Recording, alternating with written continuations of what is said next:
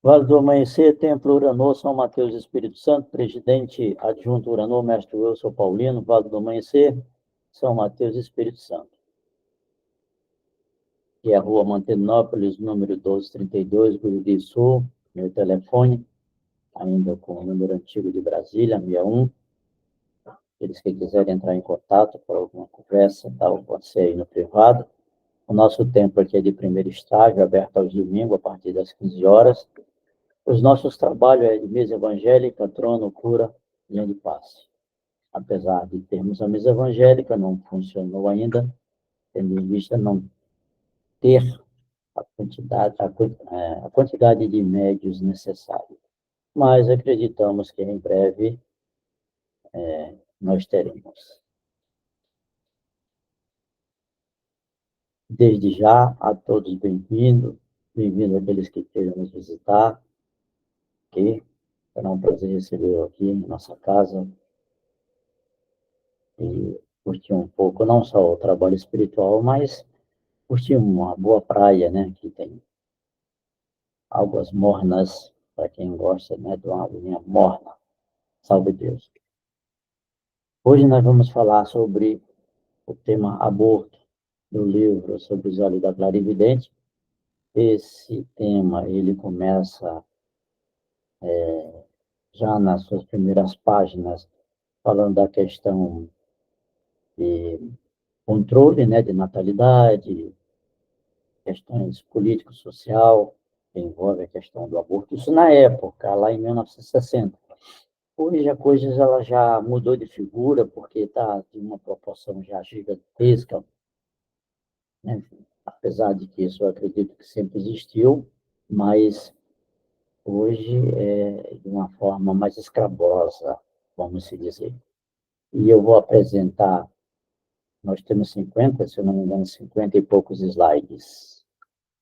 Então, mas eu peço a vocês que paciência, que eu preciso explicar detalhadamente para vocês, porque é um nível de informação muito grande, principalmente sobre umbral, sobre o que acontece, né, no cemitério, quem são os responsáveis, né, pelos espíritos desencarnados no cemitério. Enfim, tem um... E o próprio aborto, né, as consequências que derivam dessa situação, desse ato. Então, vamos lá. Essa é uma conversa entre o Trino Tomushi e a tia Neila, né, o mestre Mário Sassi, e ele começa: salve Deus. Estávamos conversando, a clarividente e eu, quando chegou um rapaz informando que sua irmã estava à morte, internada no hospital da cidade. Pediu a Neiva que fizesse alguma coisa para ajudá-la. Neiva prometeu-lhe que ia fazer um trabalho espiritual. E ele, após agradecer, se afastou apressado. Durante alguns minutos, Neiva permaneceu absorta e olhando o olhar preso a coisas invisíveis. Quando retomamos a conversa, o assunto tinha perdido a importância. Ambos sentíamos a emanação trazida pelo rapaz, uma sensação de perda, uma angústia pesada. O que a irmã dele tem? Bruno Tomoshi, mestre Mário Sassi, perguntou para a tia Neiva. Perguntei, procurando trazê-la à consciência, né? Porque a tia Neiva costumava ficar, né, com um olhar vago. Quando a gente estava perto, parecia que estava olhando para cima da cabeça da gente, mas é porque ela, isso nitidamente, nos últimos anos da vida dela, a gente percebia quando a tia Neiva estava ali e quando não estava. Okay? Aí ela respondeu para o seu Mário: aborto, Mário. Ela provocou um aborto e se deu mal. Seu Mário pergunta: vai morrer? É uma pena. Uma moça nova, já com 2 filhos. Nossa, o marido dela vai ficar louco. Fiquei pensando no caso, não sei se agravado pelas sensações da notícia ou se pelo assunto em si. Aborto, para mim, é motivo de angústia. Minha informação é a de um católico, ou seja, a minha formação é de um católico. E as ideias a respeito são muito claras. Para mim, o aborto seria permitido em situação especial em que houvesse perigo de morte do paciente. Isso era o seu Mário conversando com a tia Ney, ok? Fora disso, é crime, assassinato. Externei essa ideia à Neiva, que me respondeu: sim, Mário, esse é um assunto de extrema gravidade, dadas as implicações nos fundamentos da vida humana, nos seus 2 aspectos básicos. 2 pontos. Vamos ver agora quais são os 2 aspectos básicos que a tia Neiva se refere: o transitório e o transcendental. O transitório, os fatos que estão ocorrendo no momento, e o transcendental, as causas, né, passada, que está atrelado a essa questão que leva a essa situação, ok? Para a ciência espiritual, ele preocupa no que o aborto causa ao espírito. Isso a tia Neiva falando. Para a ciência espiritual se preocupa no que o aborto causa ao espírito. As consequências que este irá sofrer após seu desencarne. Será que mesmo nós espíritas já parou para pensar nisso? Quais são as consequências? Né? Ou achamos que morreu, ele vai ficar com raiva, ou vai, né? Mas vamos ver, vamos continuar aqui. Entretanto, julgo que ele comporta esclarecimentos. Como o mundo encara o problema? Pergunta, né? Como o mundo encara o problema? É uma pergunta que ela faz para o seu Mário. Pelo que sei, Neiva, existem 2 critérios. E é engraçado que quando a tia Neiva fez essa pergunta, mesmo não estando lá, mas estou fazendo a minha pontuação aqui, é para estimular o mestre Mário Sassi, que foi um cardeal em seu transcendente da Igreja Católica, que como, aliás, cardeal não, foi um papa, né, da Igreja Católica, e como tal, já que se trata, né, de um contexto de profundidade religiosa, ela estava estimulando ele ali, porque de alguma forma ele contribuiu para que essas questões, né, tivessem essa profundidade dentro da escola católica. Aí o seu Mário vai, pelo que sei, nível, existem 2 critérios fundamentais. O científico, em que o problema é visto sob o ponto de vista da saúde do paciente, de sua condição social e do seu estado psicológico. Esse critério se estende até os domínios da demografia, que se preocupa com a explosão demográfica e a possível falta de alimento para o excesso da população. Dentre as várias práticas para o controle do nascimento, aceita-se o aborto como uma das maneiras de evitar filho. As leis variam em torno disso, mas o resultado pacífico nos países considerados mais adiantados, como, por exemplo, os escandinavos, Isso o seu Mário falando para a tia Neiva, ok? Ou o outro critério, quando ele fala aqui, ó, dentre as várias práticas para o controle de nascimento, aceita-se o aborto, em uma das maneiras, né, para evitar filhos, incluindo a pontuação nesses parágrafos de cima, aí ele vai, hein? As leis variam em torno disso, mas o assunto pacífico nos países considerados mais adiantados, como, por exemplo, os escandinavos. O outro critério é o religioso, com base nos canones e nos dogmas. Bem, a palavra canones e dogma, ela é praticamente uma fechada entre regra, preceitos e normas, ok? O aborto não é permitido.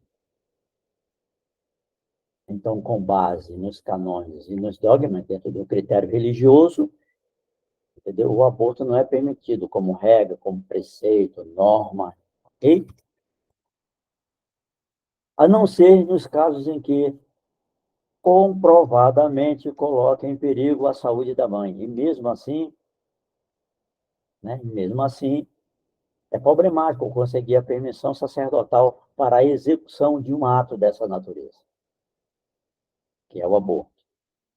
Só que ambos os critérios são extremados, Mário. Aí veja bem o que a tia Neiva fala. Só que ambos os critérios são extremados, exageradamente, e fogem à realidade da pessoa humana.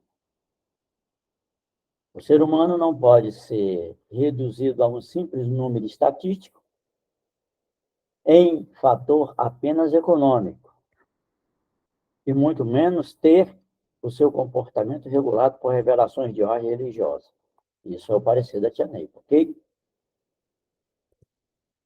Cuja base é a simples fé, a crença. Então, ela fala que os dois itens, né, que o mestre Mário Sassi explicou para ela, né, as questões político-social, de demografia populacional, controle da alimentação, aquela coisa toda, né? E aí, e dentro da religiosidade não aceita como critério, regra, né, dentro dos dogmas e dos canones, aí a tia Neiva vem, só que ambos os critérios são extremados, mas e foge à realidade da pessoa humana. Isso já foi parecer dela. Aí ela, tia Neiva, continua, o ser humano não pode ser reduzido a um simples número estatístico em fator apenas econômico, e muito menos ter seu comportamento regulado por revelações de ordem religiosa, cuja base é a simples fé, a crença. Se pensarmos bem, vemos que ambas as normas são iguais. Olha só que interessante.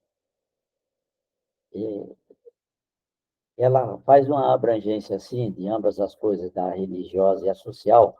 Ela diz: ou não se aborta por motivos religiosos, ou se aborta por motivos socioeconômicos. Onde fica o motivo pessoal? A razão individualizada de cada ser? Ela pergunta. Não será isso um atentado à liberdade do livre-arbítrio? Outra pergunta. Como se pode tomar tão séria resolução a respeito da vida de uma pessoa, sem considerar sua verdadeira realidade? Sua ligação real e efetiva com o mundo transcendental, seu passado e seu futuro.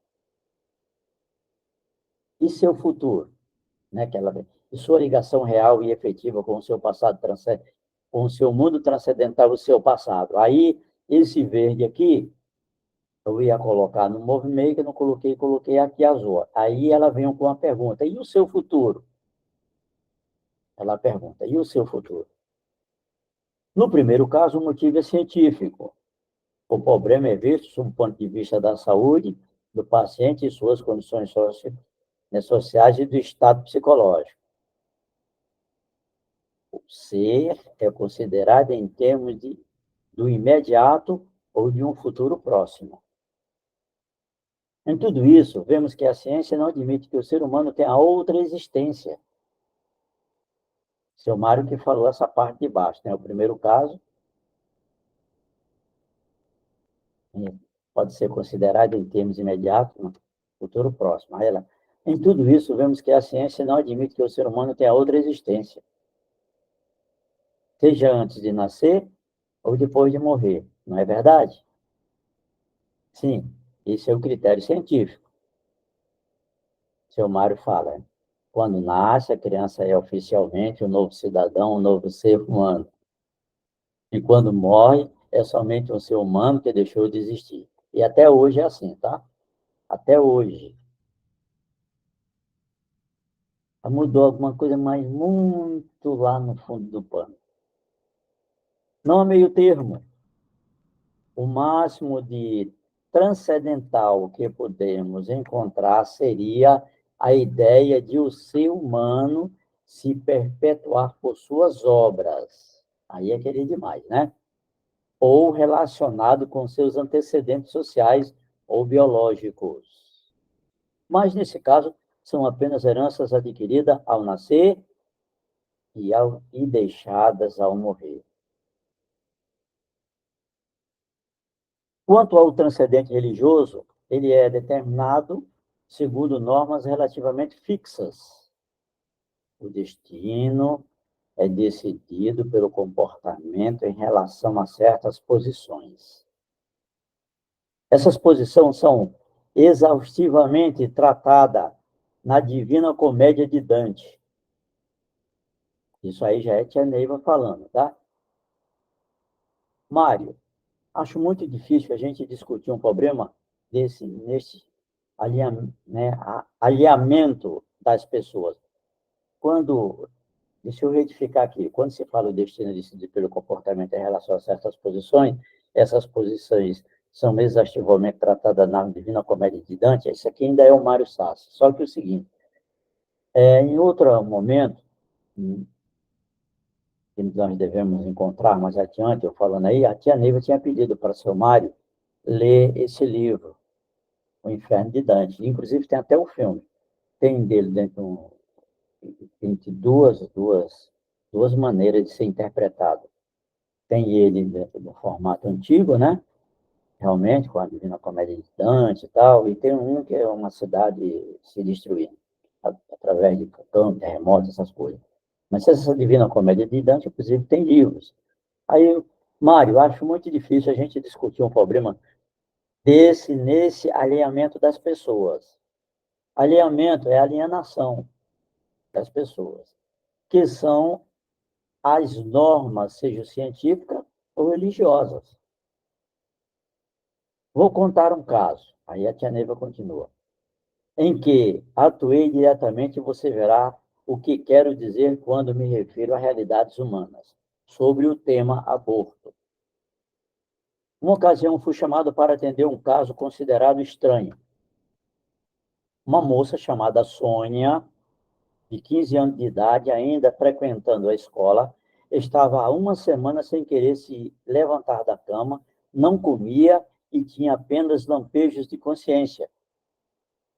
Seus pais eram pessoas de elevada posição social e tinham lançado mão de todos os recursos para ajudá-la.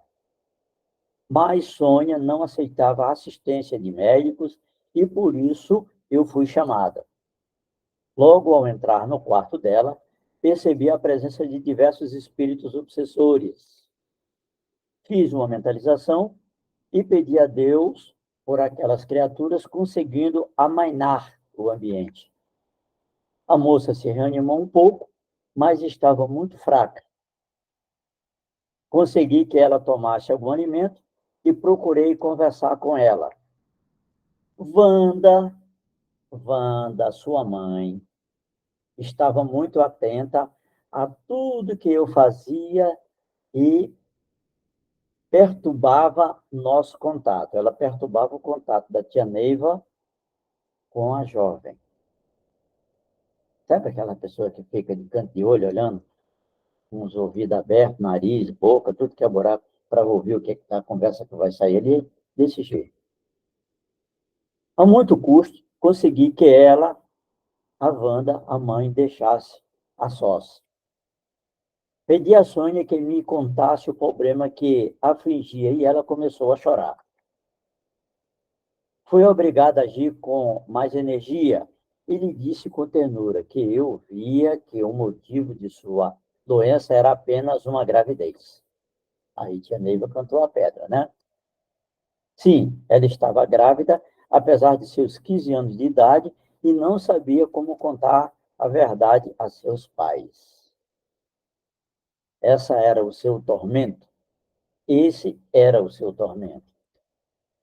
Fomos interrompidos pelo retorno da mãe, que, a pretexto de ver como estava reagindo a filha, veio sentar-se junto a nós. De olho na mãe da menina para a gente ver o que é. O que esse personagem tem a ver com essa questão, né?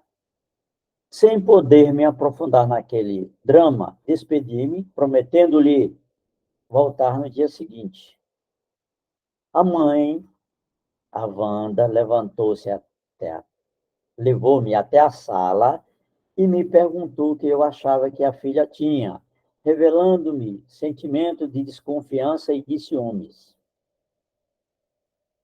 Vi que entre a mãe e a filha existia uma relação hostil e que a mãe não abrigava crença alguma em seu coração. Minha presença ali era até um pouco forçada.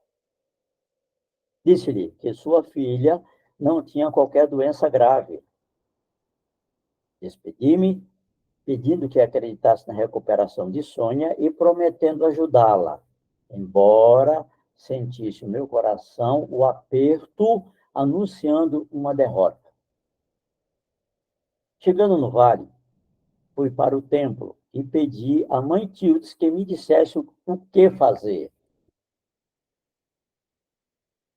Ela, a mãe Tilde, revelou o quadro espiritual daquela família, que era o pior possível.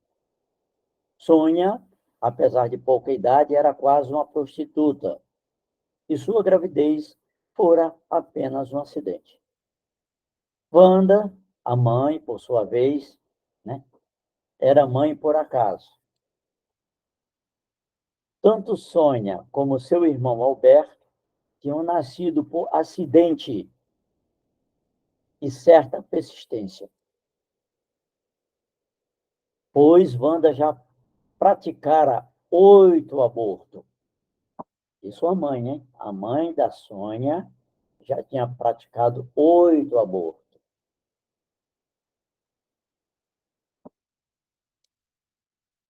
O último fora feito há apenas 3 anos antes do nosso encontro. Procurei no astral e vi que Wanda tinha sido uma romana de projeção no Império dos Césares. Naquela vida, ela assassinara um homem que se tornou seu obsessor por muitas encarnações. Agora, veja bem, isso foi em 1960, foi escrito esse livro, mais ou menos isso aí, entre, né, Taguatinga, Vale do Amanhecer. E aí, o que aconteceu? Se aconteceu no Império Romano que ela tirou a vida desse homem, seria quase 2000 anos depois. Quase, né? Porque sempre fechou no... Bota aí, 1800 e poucos anos, é muito tempo, né? Sua reencarnação anterior, a atual, se dera em Minas Gerais, como uma moça pobre, e seu obsessor a jogou numa situação de miséria. Wanda sobreviveu graças à caridade de um velho sacerdote, que lhe deu todo o amparo espiritual. Graças ao trabalho daquele padre, o obsessor conseguiu evoluir. Aí o seu Mário... Desculpe, Neiva, interrompi. Você disse que o obsessor evoluiu graças ao padre? Sim. Ela era católica e frequentava a paróquia de sua cidadezinha. O bom padre ensinou-lhe a fazer suas preces, ouvia assiduamente em suas confissões e a despertava, sempre para a misericórdia de Deus. Na verdade, esse padre tinha sido também uma de suas vítimas do passado, mas não tinha consciência disso e apenas demonstrava sua caridade. O fato é que, todas as vezes que o obsessor tomava conta dela, o padre acudia com sua doutrina. O efeito disso no obsessor foi extraordinário, a ponto de seus mentores conseguirem seu afastamento da Terra e sua remoção para o umbral. Os mentores do obsessor, ok? Junto com os mentores da Wanda, que estava na vida anterior lá, reencarnado em Minas Gerais. Pois bem, daqui para frente, a tia Neva começa a entrar no outro tema, dentro do tema aborto, que é para falar do umbral. Então, nós vamos entrar agora numa profundidade muito grande, que a tia Neva vai falar sobre umbral. É bom que vocês fiquem atentos, porque aquilo que vocês nunca ouviram falar dentro da doutrina sobre o umbral, vocês vão ver agora. Umbral. No umbral estão vários pontos de auxílio, que é casas transitórias, pronto-socorro, etc. Também tem inferninho, etc. Ok? Aí o seu Mário entra na questão e fala: para umbral, Neiva, explique, por favor, como isso se deu. E o que é umbral? Olha a pergunta do seu Mário. Umbral é a porta do astral, a entrada para o mundo espiritual. Uma extensa região em capela.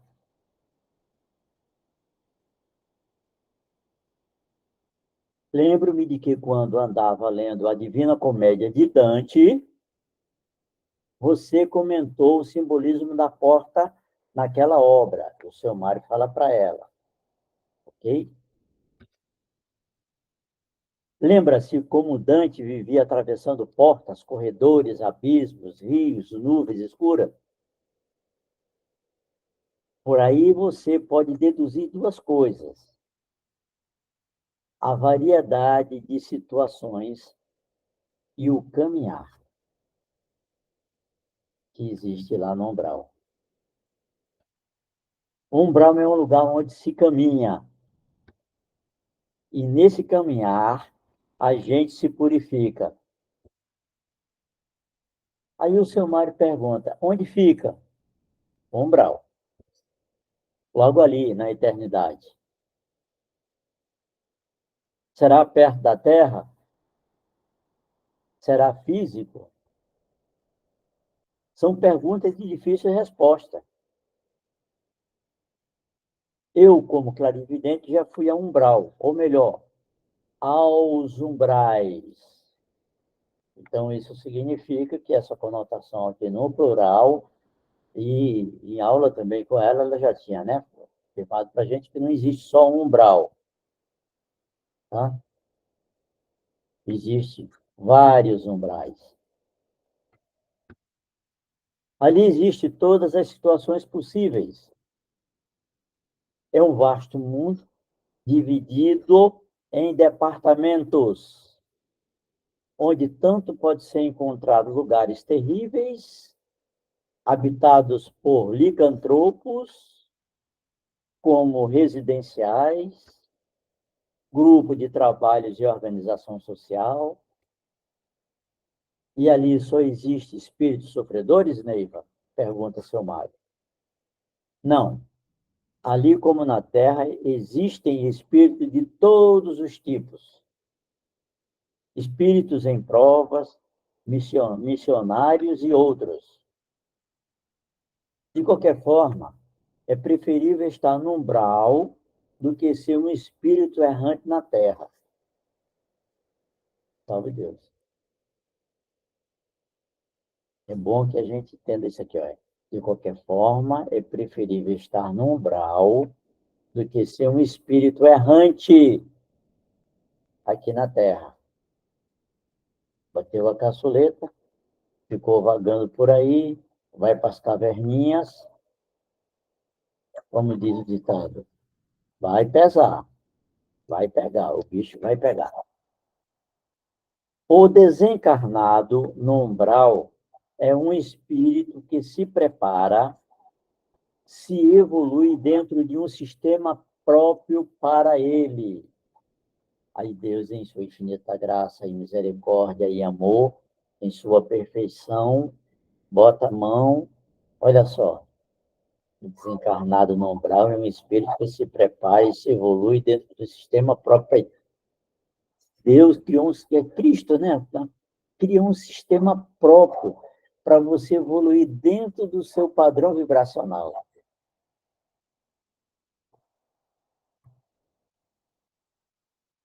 Aí, velho, se evolui dentro do sistema próprio para ele, para as suas forças de percepção, que é a habilidade para captar, processar, entender as informações que os nossos sentidos, né, recebem. No caso, o sentido do seu perispírito. Você já estaria desencarnado, né, estaria lá nessa condição de espírito. Na Terra, ele tem a desvantagem de não perceber, e isso o espírito desencarnado. O ser desencarnado na Terra, tá? Tem a desvantagem de não perceber, de não ter os sentidos. Por isso, o Espiritismo se preocupa tanto com a passagem de sofredores. Então, o que, que acontece? Quando se bate a caçuleta, né, aqui na Terra, o espírito fica com uma desvantagem de não perceber e não ter os sentidos. Por isso, o Espiritismo se preocupa tanto com a passagem de sofredores. Passar um sofredor é encaminhá-lo para o mundo espiritual, tirá-lo da situação artificial aqui da Terra. A Terra foi feita para os encarnados.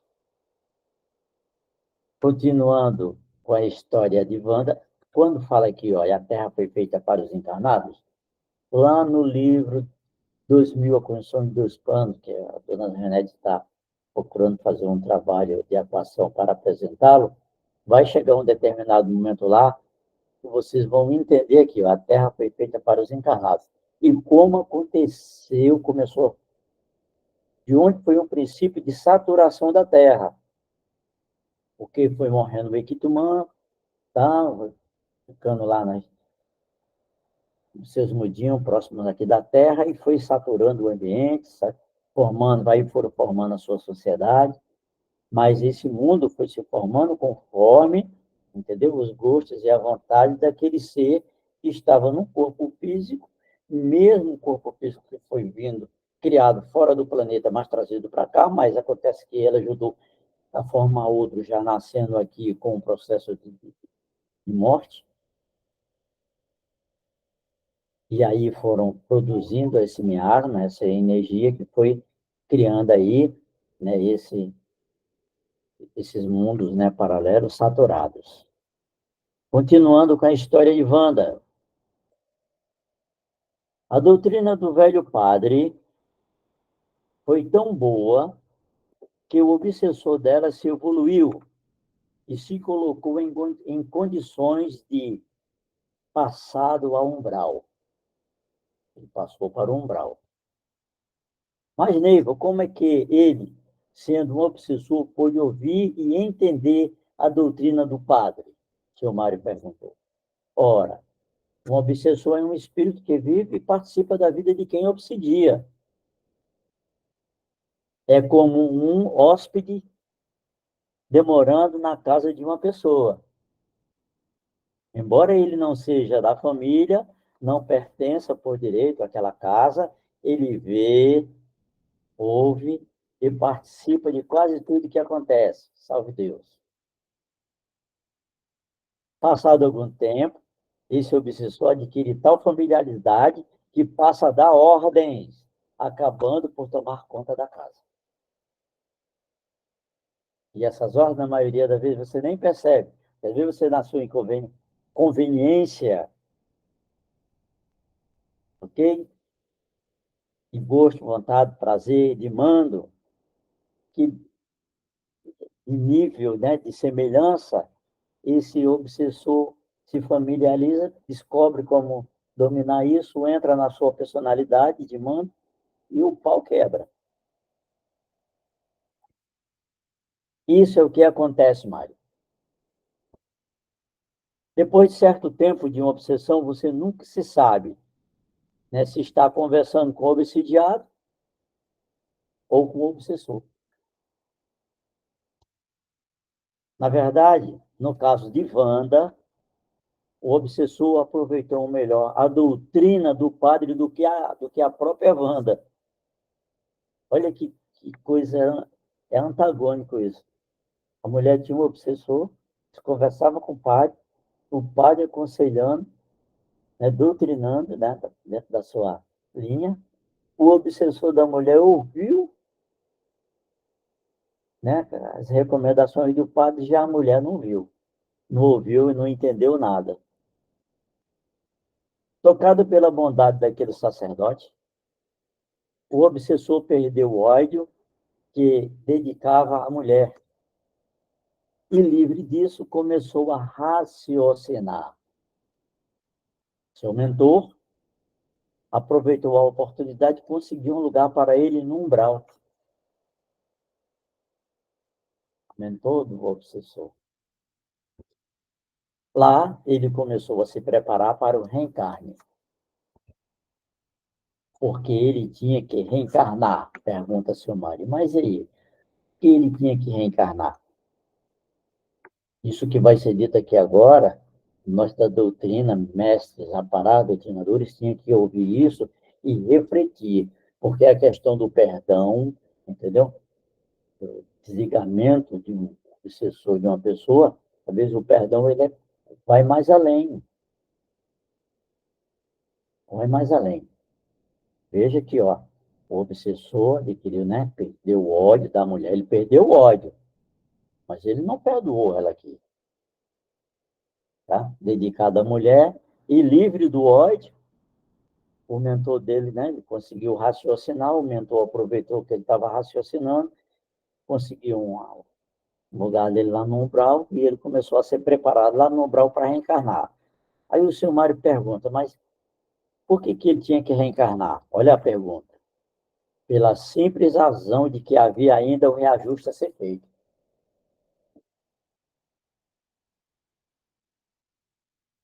Ele evoluirá, mas a cobrança com ela ainda não se completar. Ele evoluiu, mas a cobrança com ela ainda não tinha sido completada. Assim, é a lei do karma. Sentiu, até o último sentiu, se paga. Tudo tem que ser ressarcido, pago, tudo, nos mínimos detalhes, como você trama a sua trama de maldade, tudo tem que ser tudo pago nos mínimos detalhes. Aquela mulher mineira morreu e reencarnou na pessoa que hoje se chama Wanda. Nesse inteirinho, o obsessor havia se preparado para reencarnar como filho de Wanda. Aí entra no aborto. Pois a única oportunidade concedida pelos mentores era a de tê-la como mãe.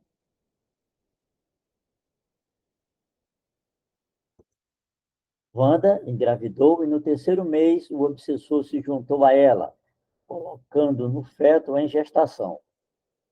Porém, no quarto mês, com a ajuda de uma parteira, ela fez o aborto.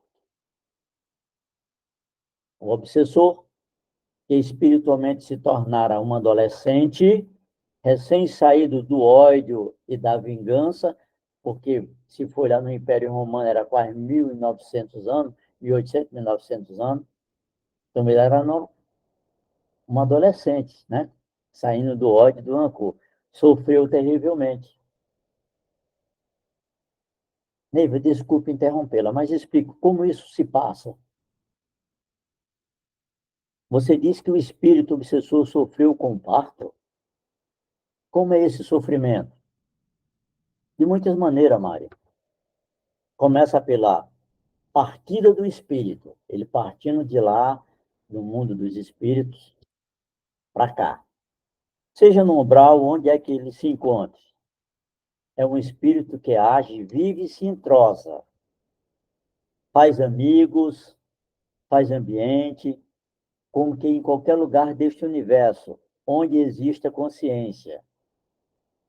A gente chega, faz, né, amizade, tal.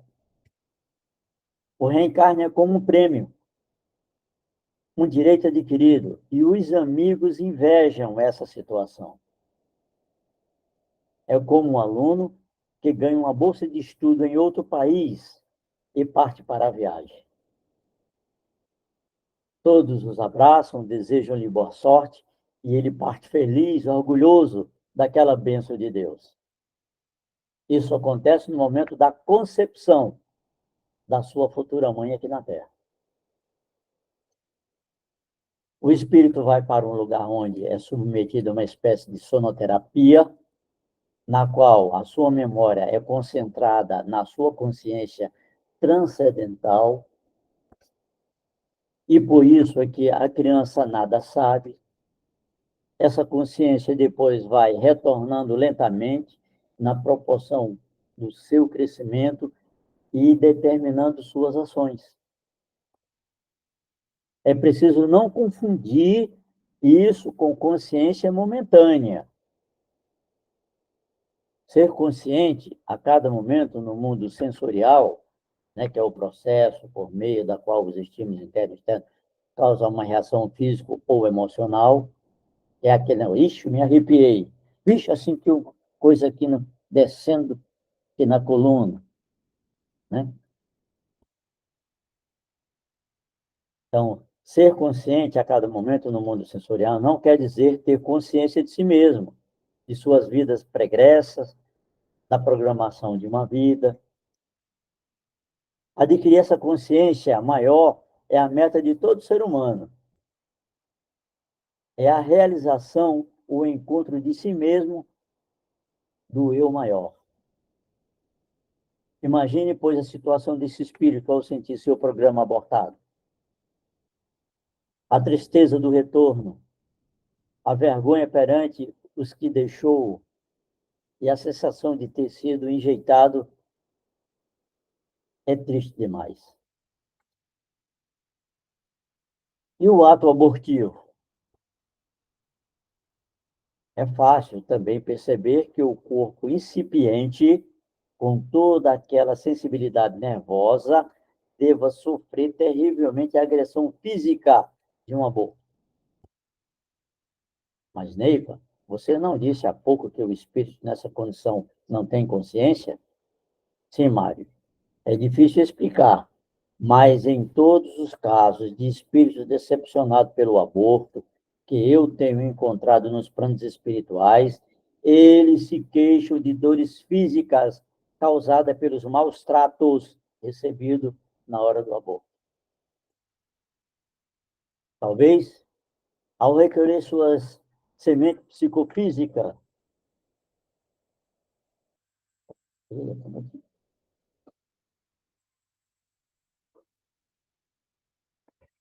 talvez,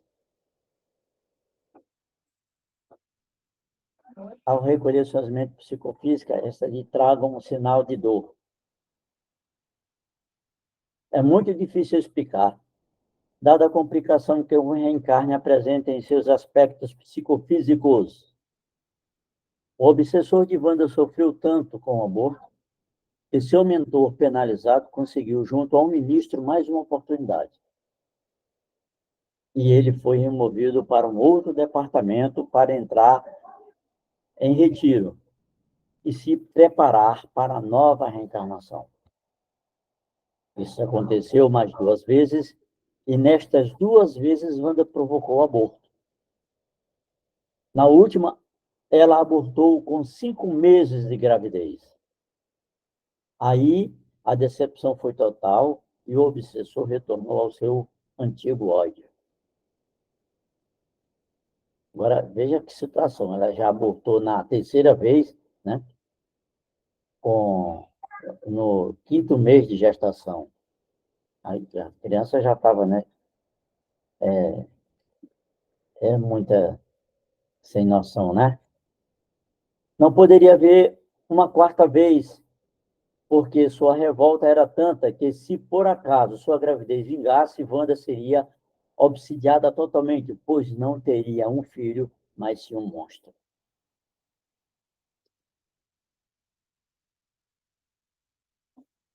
Aí o seu Mário, olha só, e por que os mentores não deixaram?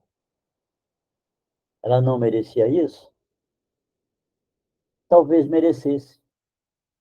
O problema é que ela tinha outros reajustes kármicos, outras obrigações ainda a cumprir nessa reencarnação. Seu obsessor teve que ficar aguardando a oportunidade de efetivar sua terrível e agravada cobrança. Desta vez, de novo acrisolado no ódio, não pôde mais voltar para a capela. E seu mentor foi obrigado a deixá-la entregue ao seu próprio destino. Ele permaneceu no plano etérico. Esse fato aqui de voltar para a capela, lembre-se que lá atrás a tia Neiva estava falando do umbral de capela, que é o umbral que dá assistência a nós outros. Ok? Ele permaneceu no plano etérico, que é o plano dos espíritos desencarnados, que fica na Terra, e se lançou de novo em sua ação obsessora. Wanda fez mais um aborto e, em seguida, consentiu a gravidez na qual nasceu Sônia. Esse espírito, porém, já veio ferido pelo aborto anterior, pois fora ele que tentara nascer. É a Sônia. O resultado, Mário, é que Sônia já nasceu indiferente, sem gosto pela vida. O que eu quero falar para vocês, que eu descobri aqui, que é assim, ó, quando a mulher faz um aborto, o, o próximo filho que vai nascer é o espírito, aquele que estava preparando, que foi preparado para esse aborto que ela fez. Vê aqui que ela teve 4 tentativas, né? 3, na realidade. Se ela tivesse uma quarta, ela não suportaria. Eu acredito também que seja caso a caso, né? São situações atípicas. Mas se nós pegarmos assim pelo todo, então, se uma mulher faz um aborto, o próximo que vem, na linha de regra, é aquele que se quebrou ali do primeiro ato, porque ainda está em recuperação, ainda é recuperável. Aí aumentou mais para a terceira vez, a coisa já ficou mais grave, né? Então, vamos pensar por via de regra, quer dizer, fez aborto a primeira vez, aquele mesmo espírito que ia reencarnar, voltou de novo, tirou a oportunidade, aí vai agravando cada vez mais. Então, o resultado é que o Sônia já nasceu indiferente, sem gosto pela vida, e com profunda antipatia pela mãe. Esse, Mário, é um dos quadros mais tristes com que a gente se depara. O espírito sofre entre a necessidade de amar e a repulsão. E isso resulta na indiferença. São criaturas que parecem paradas cínicas, que passam pela vida sem viver. Assim era a Sônia. No dia seguinte, mesmo contra a vontade, voltei à casa de Sônia.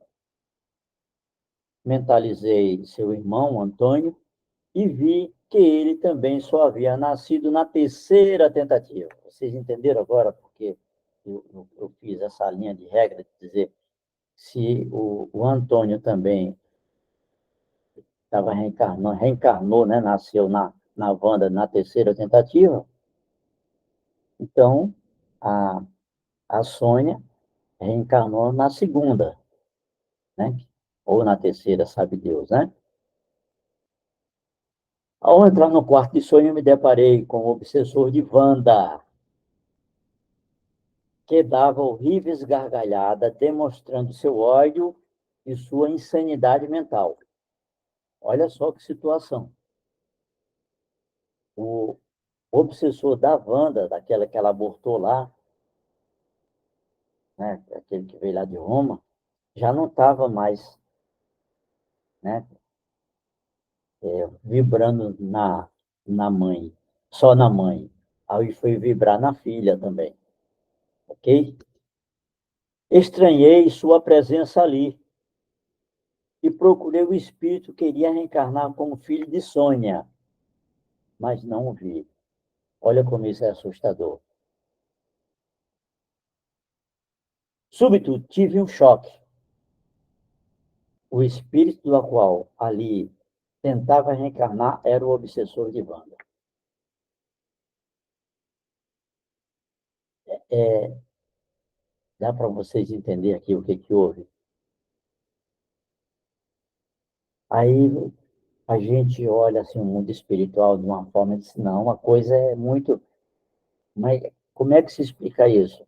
O obsessor da mãe, aí a filha, que já era uma também cobradora da mãe, ficou gestante, um obsessor da mãe anterior veio para se apossar de uma gestação que a filha de quem ele cobrava ia ter e estava tomando lugar do espírito que ia nascer ali. Agora, veja bem o que a tia Neiva fala. Eu estranhei sua presença ali, procurei o espírito que iria reencarnar como filho de Sônia, mas não vi.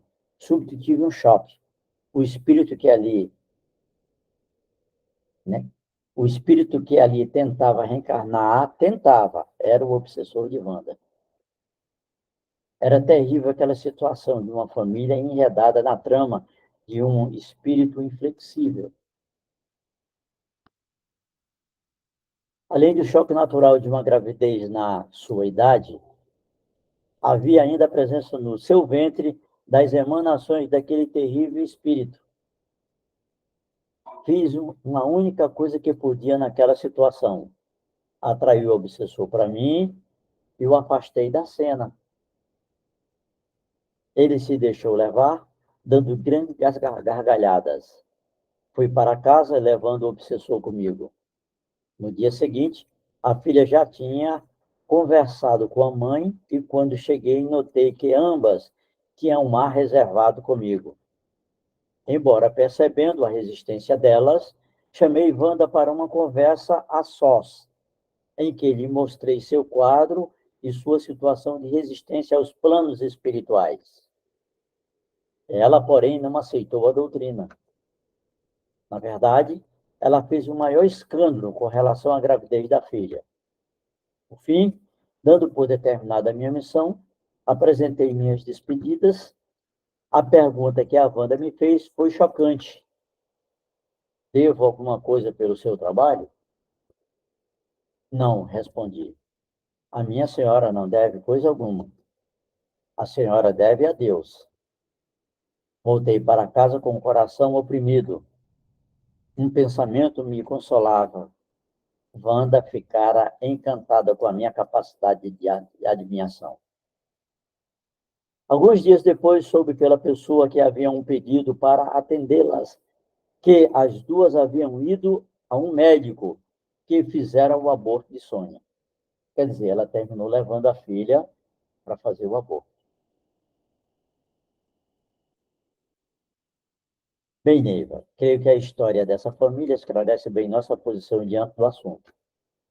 O aborto pode acontecer como um reajuste, como qualquer crime. Não se pode fazer um aborto, como não se pode matar uma pessoa. Não é isso? Seu Mário pergunta. Isso mesmo, Mário. Quanto às posições científica ou socioeconômica, o problema cai na mesma faixa das guerras, da pena de morte ou da eutanásia.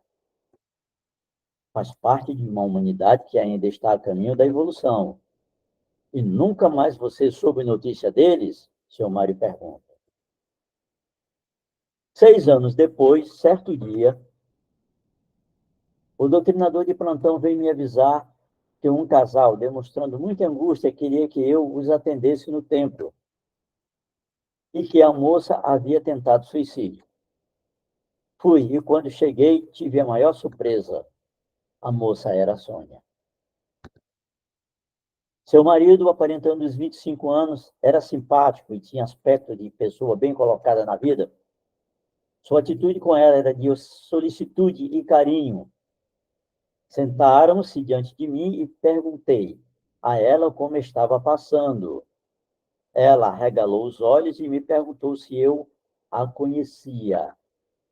Mãe Tilde me fez sinal, e eu, disfarçando, disse que não, que a havia confundido com outra pessoa. Ficamos a nos olhar uns para os outros, até que o jovem quebrou desconfortável silêncio.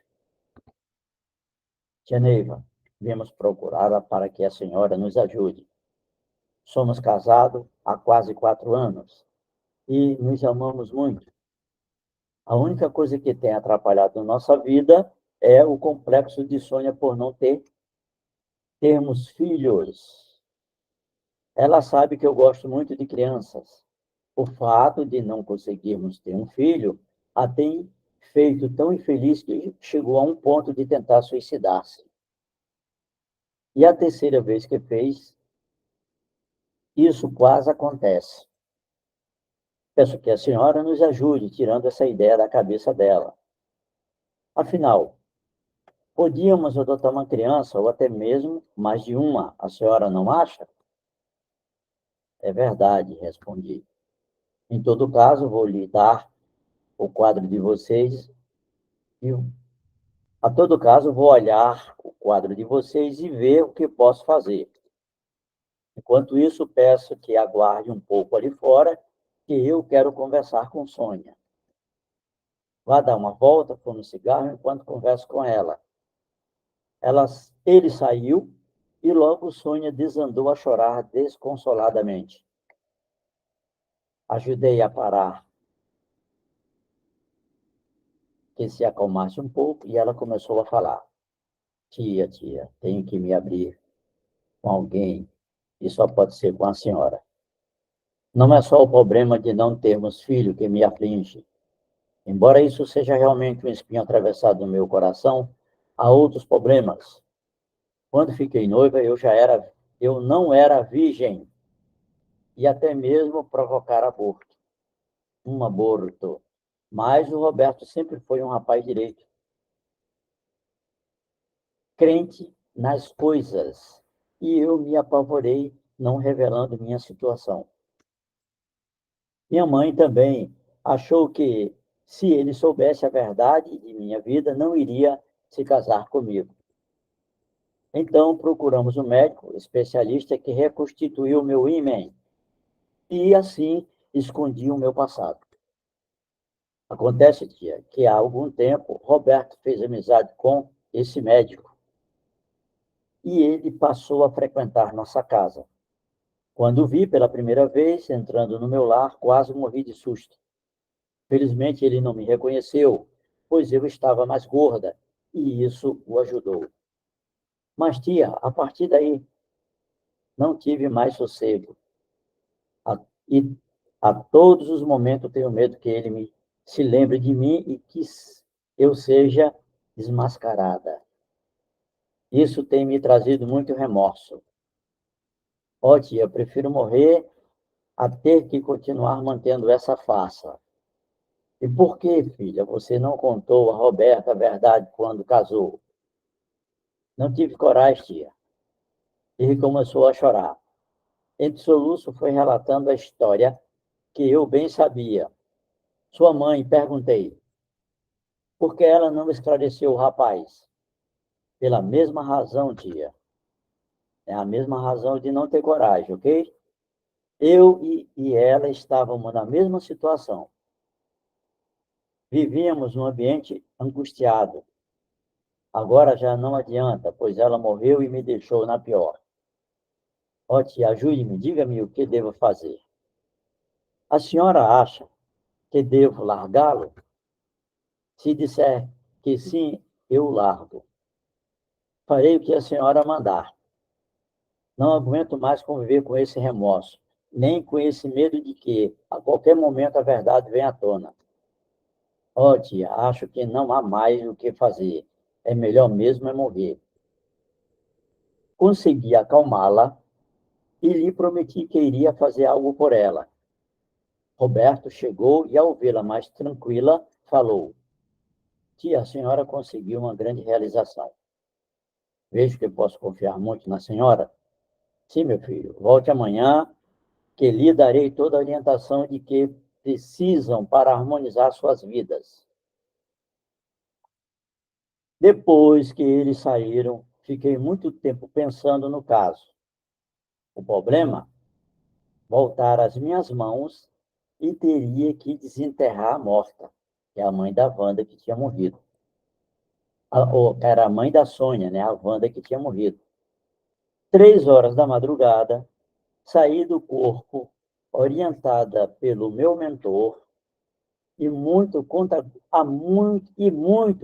gosto, transportei-me para o cemitério Campo da Esperança.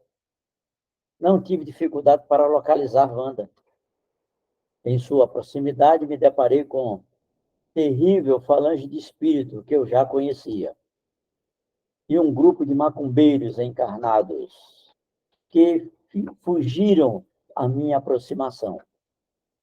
Aí o seu Mário pergunta, mas eles lhe viram, né? Lhe viram? Não, Mário, eles não me viram. É que os fluidos dos encarnados das pessoas vivas são pesados e assombram as pessoas. Eles tiveram uma assombração com a minha presença. E, enquanto a Wanda, ela ainda estava no cemitério? Seu Mário pergunta. Sim, ela estava fazendo um ponto ali. Em sua cegueira e com sua mediunidade, aí agora é outro nó que vai dar na cabeça da gente, que de nós do Vale, precisa entender.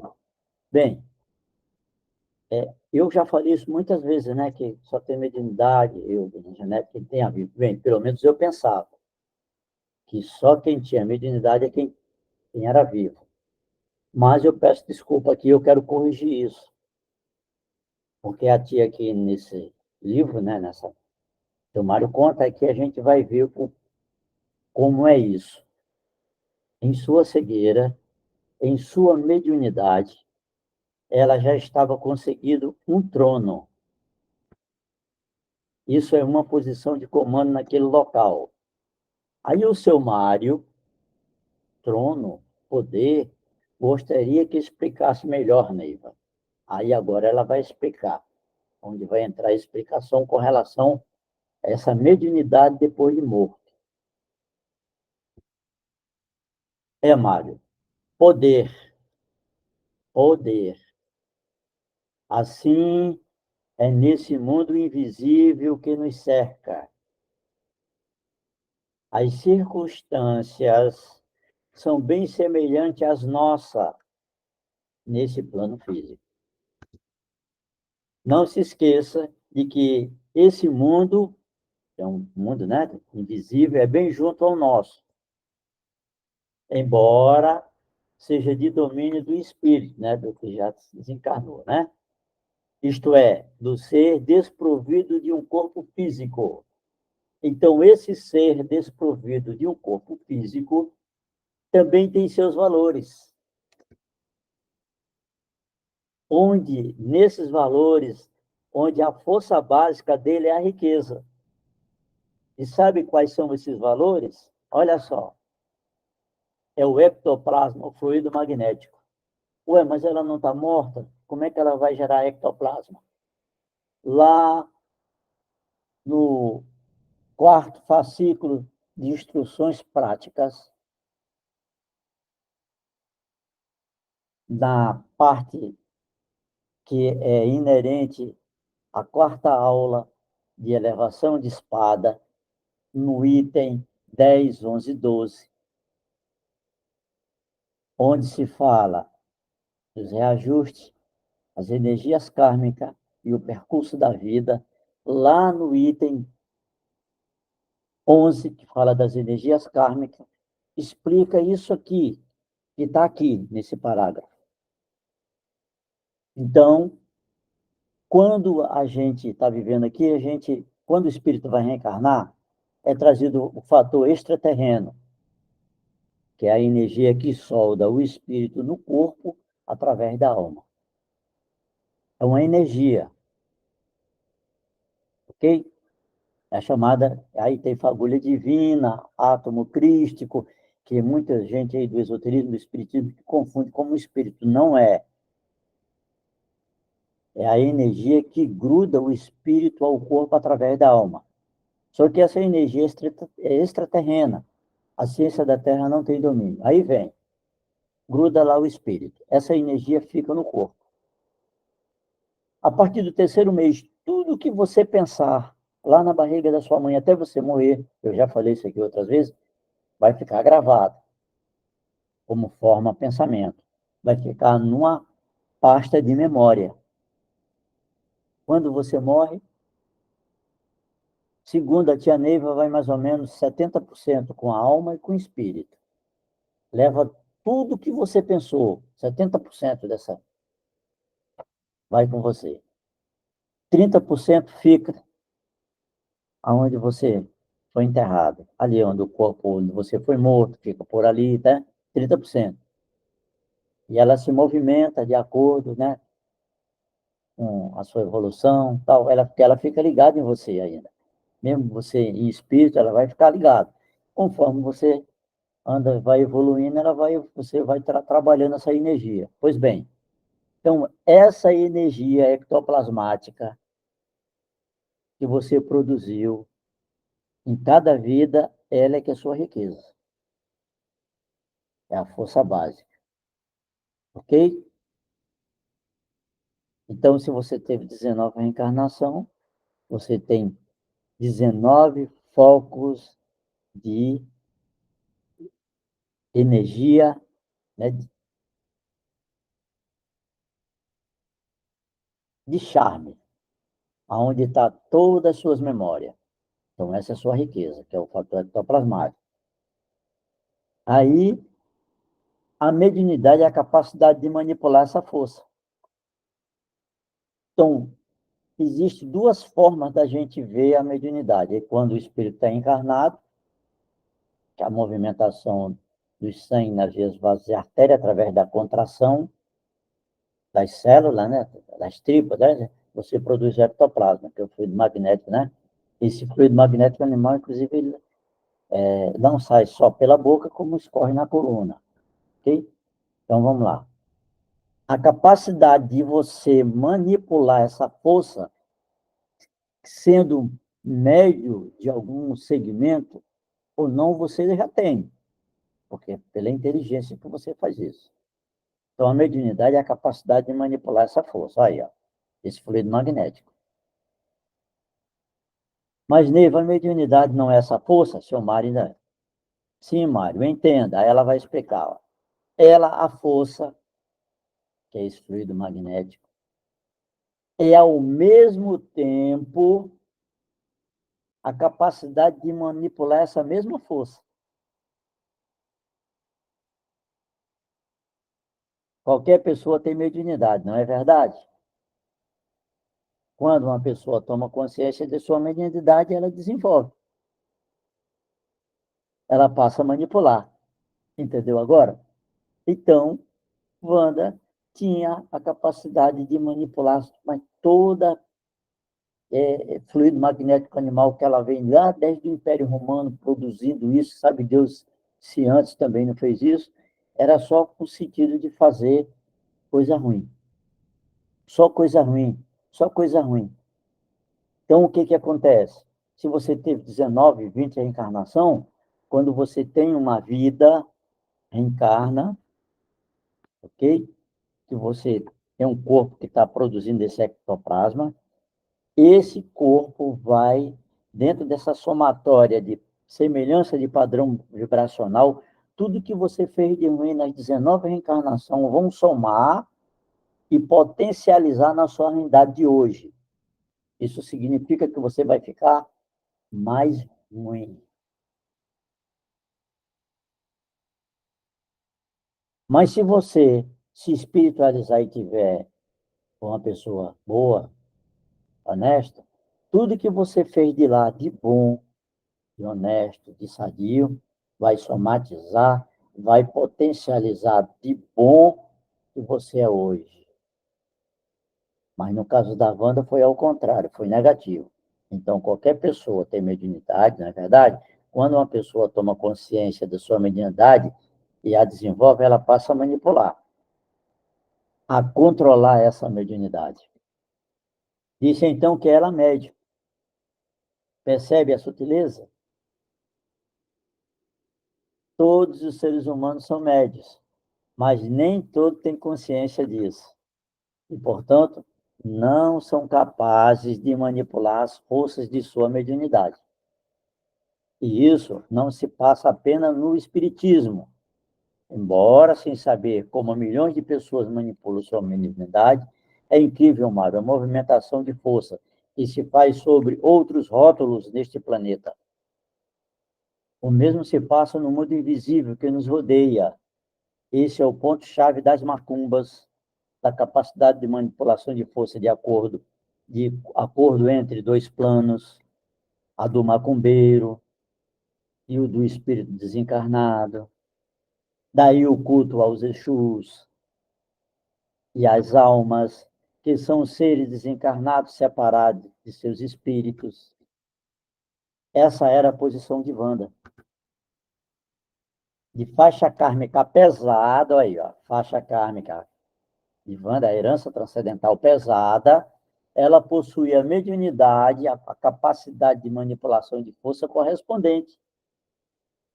Entenderam agora? O suficiente para enfrentar, né, aquele mesmo karma que ela tinha, mas enveredada pelo seu lado negativo, para a não aceitação dos princípios crísticos e na ânsia de controlar situações difíceis, de esquematizar os enredos de suas relações familiares, desenvolveu sua capacidade de manipulação de força. Olha só que dentro da família dela ela desenvolveu isso. Sua mediunidade, podendo dizer que ela era uma médium, né? Manipulava as forças em causa própria. Mário, essa é a diferença entre os médios, e muitos utilizam sua mediunidade, sua capacidade de manipulação de força, conscientes ou não desse fato. É um resultado igual aos motivos e razões pelas quais isso é feito. Outros fazem as mesmas coisas, mas orientado pelos princípios crísticos. Isso que na literatura espírita encontramos referenciado como mediunidade com Jesus, a capacidade da manipulação de força com Jesus. Que no nosso caso não vale. Como eu estava dizendo, eu encontrei Wanda formando uma corte e seu trono. Isto é, mobilizando espíritos e manipulando força, embora com a maneira ganhestra de principiante, né? Acanhada de principiante. Daí, para cair nas mãos dos Exus e dos macumbeiros, faltava pouco. Wanda estava tão desprovida da bênção de Deus a ponto de cair nessa situação. Não, Mário, não lhe faltava a bênção de Deus. Seu espírito é que não aceitava as coisas que seriam melhor para o seu destino. Quando desencarnou, Wanda foi para a Pedra Branca, como qualquer outro espírito, e retornou para a Terra. Sua maior dificuldade estava no fato de ter desencarnado antes do tempo. Não se esqueça de que os 8 abortos que provocou foram uma espécie de suicídio. Como ainda estava em atraso com seus reajustes, ela automaticamente permanecia no plano de suas sintonias. A morada mais a gosto que ela encontrou foi junto ao corpo, embora não tivesse muito direito de morar ali. É preciso não esquecer de que os vivos têm sua defesa natural, e assim não fica tão sujeito aos mortos. Se não fosse isso, os mortos viveriam sempre junto a nós. Naturalmente, Wanda não encontrara em sua casa o ambiente de que precisava e foi para o cemitério Campo da Esperança. Quando ela me viu, exaltou-se muito e começou a gritar: Olhem, olhem, quem está aqui? Tia Neiva. É dela que eu falava quando eu disse que conhecia uma mulher que adivinhava as coisas. Ao ouvir aquela referência ao meu respeito de quando ela ainda era viva, lembrei-me de que uma doutrina, lembrei-me que uma doutrina, mesmo quando não expressada em palavra, permanece além da vida. Salve Deus. Nada se perde nesse mundo de Deus. Enquanto observava sua conotação negativa, analisava a situação. Vi os macumbeiros que estavam à espreita no canto do cemitério para atraí-la. Senti que chegara bem na hora. Wanda estava vampirizando a filha. E se juntasse com a força da macumba, sua ação seria muito maior. Ainda alvoroçada, ela não parava de falar. Tia Neiva, veja como estou conseguindo muita coisa por aqui. Veja minhas novas amigas. E foi me apresentando outras mulheres, espírito em estado tão deprimente como o seu. Wanda, pelo amor de Deus, quem são essas mulheres? Amigas, tia, amigas, respondeu. Enquanto continuava agitada, andando de um lado para o outro, restava bem pouco de Wanda que eu conhecera em vida. O rosto estava encaveirado, cheio de pipocas, como alguém que tivesse tido varíola, e os longos cabelos desgrenhados. Dava pena ver. Veja, tia Neiva, esta minha amiga não foi enterrada aqui, mas eu consegui trazê-la para cá. A senhora conseguiu? Perguntei. Sim, consegui. E que tem isso, tia? Os espíritos não vão e voltam para onde quiserem? E é isso sim mesmo. Perguntei, mano. Aí o seu Mário pergunta: Isso é assim mesmo? Perguntei.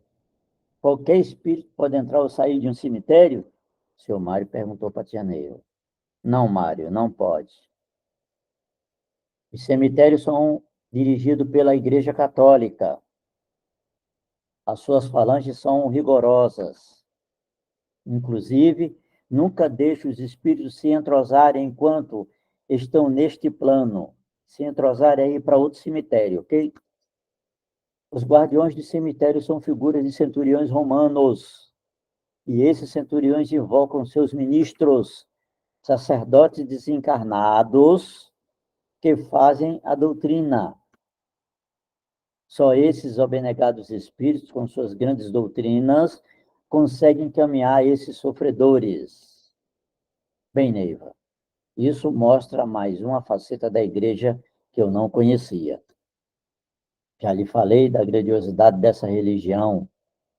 Para que ela seja completa, só falta admitir o reencarne e a existência do karma. Aí o seu Mário pergunta, e como o Wanda conseguiu burlar essa vigilância? graças à sua mediunidade. Olha aí, mestres e ninfas, graças à sua mediunidade, a capacidade da manipulação de força e o seu magnético animal, sua força básica, sua riqueza. Então, o que eu quero dizer com isso? Eu vou dar aqui uma pontuação. Eu já vi, eu presenciei. Nós estávamos numa reunião com a tia Neiva, tinha uma Janã que ele tinha morrido, ele era motorista de caminhão, e ele morreu em um acidente fazia alguns anos, se não me engano, ela uns 10 anos. E ele estava vagando. E era mais ou menos entre uns 50 a 60 Janã nesse dia, em reunião. Aí ela falou para a gente, né? Fulano de tal chegou aqui. Ele é a Janã, ele morreu num acidente, e vocês conseguiram trazer ele. Mas nós que estávamos lá, só conseguimos trazer ele porque era uma reunião de Ajanã, mas na verdade foi o próprio preto velho dele que trouxe para que ele fosse beneficiado pelo ectoplasma dos próprios companheiros na linha de semelhança da incorporação de Ulurum. Então ele se achava familiarizado, tal, aí ela encaminhou ele. Ok? Mas agora imagine o tempo que ele não ficou, porque foi mais ou menos 10 anos ele vagando. Agora, essa escolha de vagar, isso é pessoal, no particular, no livre-arbítrio, na livre opção de escolha. Então, esse fator aqui, eu conheço médios no Vale, inclusive doutrinadores, ninfa, média Janã, que vai para lá, cruza a corrente, faz o diabo. Tem que prestar, essas pessoas têm que prestar atenção no que está fazendo. Ou pelo menos teriam,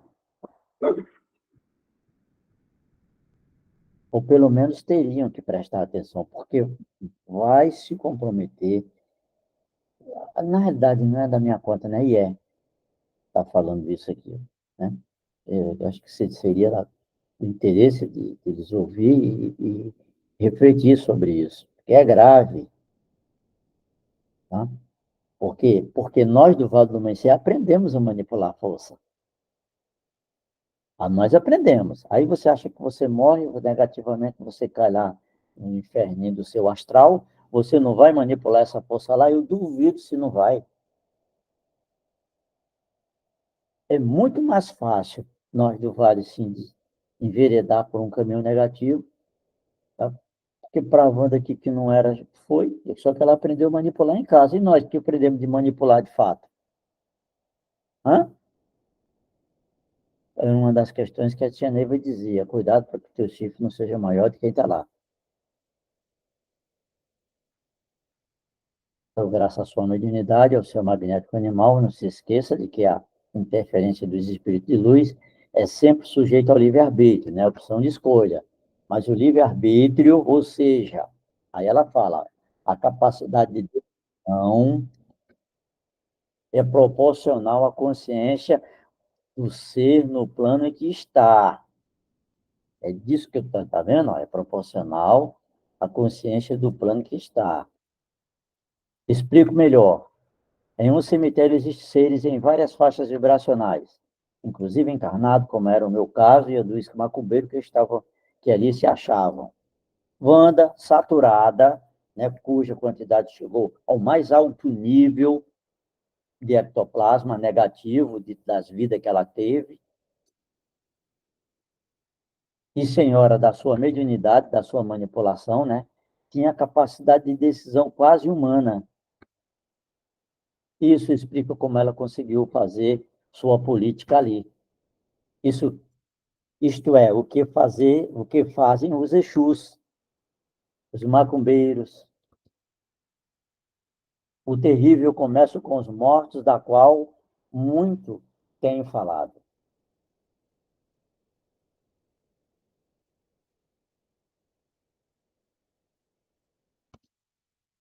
Com essa aparente vantagem, ela apenas perdia a oportunidade de seguir a doutrina dos ministros e partir para lugares melhores do que a Terra. Quer dizer, ela, né, deixou de ouvir a conversa do padre e partir para lugares melhores do que a Terra, mas preferiu ficar na Terra, né?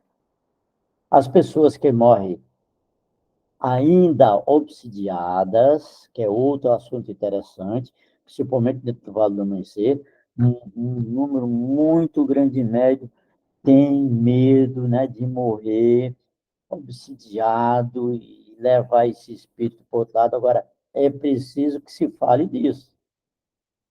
É preciso que se fale disso para que o médico vá trabalhando a sua consciência e não leve esse medo para o outro lado, porque senão ele vai ficar preso ainda a esse medo que entrou no vale para poder trabalhar isso, né? Então, as pessoas que morrem ainda obsidiadas conservam sua mediunidade, né? Sua capacidade de manipulação de força, e são atraídas para a continuação dos seus reajustes. Wanda, a mãe, por suas fortes ligações com Sônia, sua filha, se sentia presa a essa espécie de compromisso. E era por isso que eu estava lá. Lembre-se de que eu fora em busca dela, em função do atendimento de Sônia. Lembre-se, lembra-se de Sônia? Aí a tia Neiva já estava com a Wanda lá, né, no cemitério. Lembra-se de Sônia? Perguntei a Wanda. Como não lembrar? Respondeu. Contei-lhe meu encontro com Sônia. Wanda deu uma risada tenebrosa e gritou: Sônia nunca terá filhos. Ela não gosta do marido que eu lhe arranjei e não vou deixar que tenha filhos com ele. Nisso, ouvi um sibilar de um chicote e se operou completa modificação no ambiente. Não estou autorizado a contar o que aconteceu, mas pela força que se formou, consegui cortar a ligação entre Wanda e a filha e, com isso, libertando ambas. A atitude de Wanda que estava impedindo a evolução de Sônia. No dia seguinte, o casal me procurou e se podia notar a transformação que se opera neles. Sônia estava desinibida e Roberto estava sorridente. Chegaram abraçados ao templo e agradeci a Deus silenciosamente pela oportunidade que me dera em ajudá-los. Garanti-lhe que teria um filho desejado, pois eu iria trabalhar na alta magia para que nada mais atrapalhasse aquela felicidade que sentiam. De fato, quase um ano depois, Sônia deu à luz a um menino. E o espírito de Wanda, perguntei. Seu Mário Sasso perguntou, e o espírito de Wanda? Certo dia, saí à procura dela. A tia Neiva, olha só, mesmo assim ainda foi à procura de Wanda. E tive a tristeza de encontrá-la numa caverna de Exus. Sim, Mário. Lá estava ela, ativa, ensinando os espíritos a manipular força mediúnica. Como ensinando a manipular forças mediúnicas, Neiva. Olha só. Wanda era portadora de uma mediunidade especial e que viera provida para poder enfrentar suas obsessões. Desencarnada longe de uma doutrina crística, exercia sua mediunidade, sua capacidade de manipulação de força da pior maneira. A caverna estava cheia de espíritos que se haviam juntado por uma afinidade específica. Abortadores, alguns tinham sido enfermeiros, outros parteiras e até mesmo médicos se encontravam entre eles. Esse tipo de caverna é muito mais comum do que se possa pensar. Com tanta facilidade, atualmente, nessas questões do aborto, muitas pessoas são levadas a praticá-lo. Com tanta facilidade, atualmente, nessa questão do aborto, muitas pessoas são levadas a praticá-lo, são espíritos sem orientações crísticas que consideram apenas os aspectos científicos e se julgam com a capacidade para decidir os destinos dos outros. Esse crime se constitui na mais triste dívida que se pode contrair na contabilidade divina. Tenho trabalhado muito para libertar o espírito dessas cavernas e sei como é difícil. Salve Deus.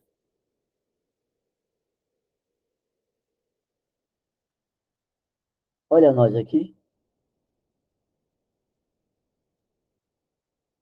1h30.